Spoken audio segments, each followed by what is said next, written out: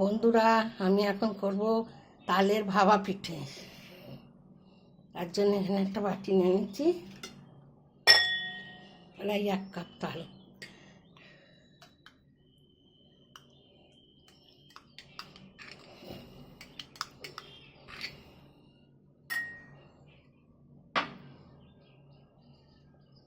তারপর দেবো দুধ,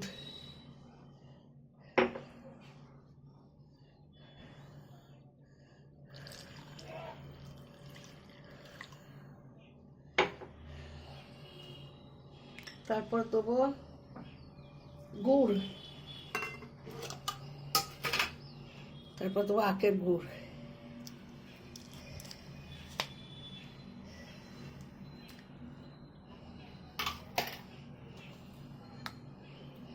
তারপর দেবো নুন, তারপর নুন দিচ্ছি,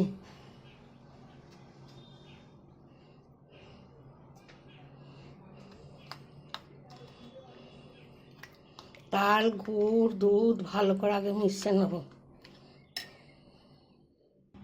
তারপর দেবো সুজি, মানে 1 বাটি সুজি,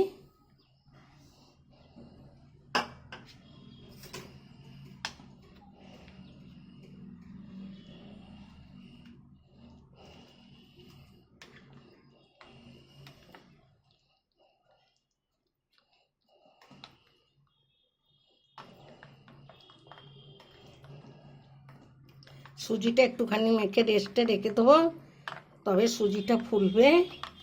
ফুলে এলে তারপর আমি একটুখানি রেস্টে রেখে দেবো,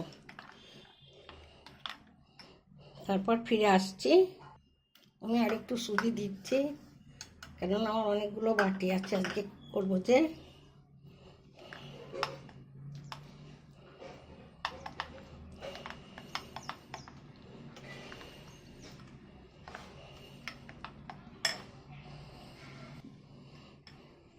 সুজিটা ফুলে গেছে, এবার এতে দেবো ইনো।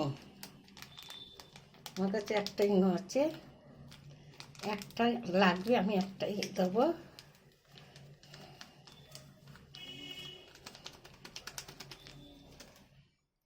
ইনোটা দিয়ে একটুখানি দুধ দেবো,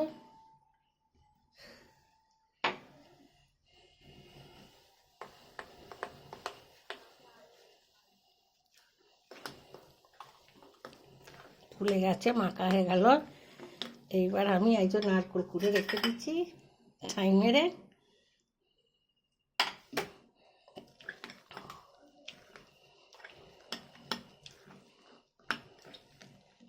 এটাকে এবার সইরে রাখবো।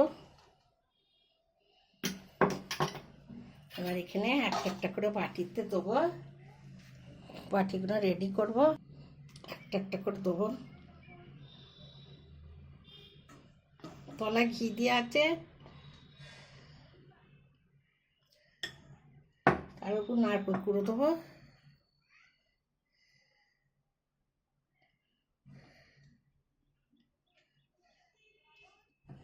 আবার একটু দেবো মার্কা,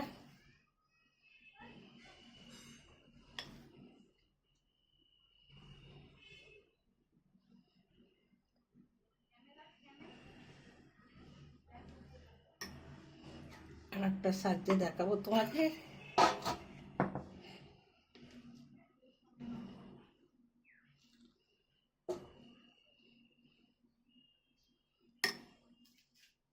নারকেল দেবো, নারকেলের ছাই মারা,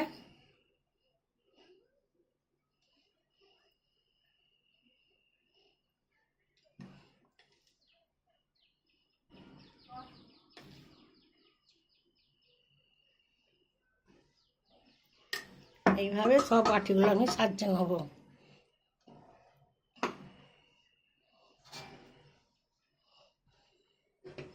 এই যেখানে কড়া বসে দিচ্ছি,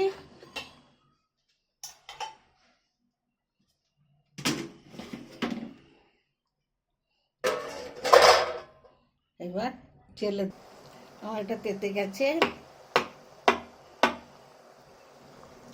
এটা কমে দিচ্ছি,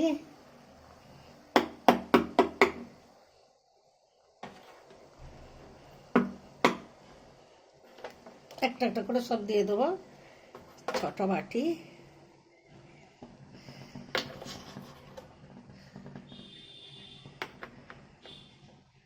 এবার এতে একটা করে কিশমিশ দেবো, কিশমিশ নয় কাজু।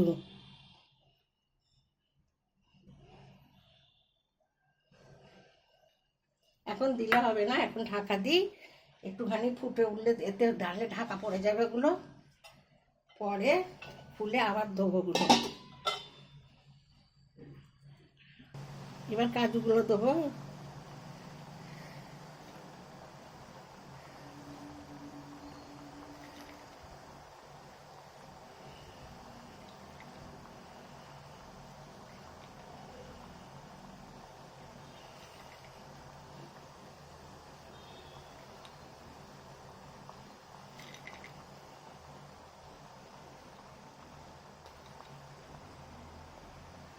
এইভাবে কাজুগুলো সব, দেখুন বন্ধুরা, কাঠের ভাপা পিঠে রেডি হয়ে গেছে। যে লাগে নে, এটাকে একটু ঠান্ডা করে তারপর আপনাদের দেখাবো। দেখুন বন্ধুরা, সুজি দিয়ে তালের ভাপা পিঠে কত সুন্দর হয়েছে। এই দেখুন, পুরো একদম জালি, খেতেও খুব ভালো হয়েছে। এই যে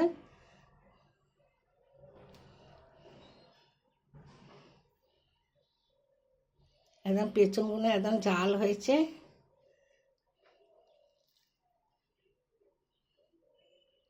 এই রেসিপিটা ভালো লাগলে লাইক করবে, শেয়ার করবে, কমেন্ট করবে, আর আমার চ্যানেলটা সাবস্ক্রাইব করে দেবে। আমি আসছি আবার অন্য রেসিপি নিয়ে।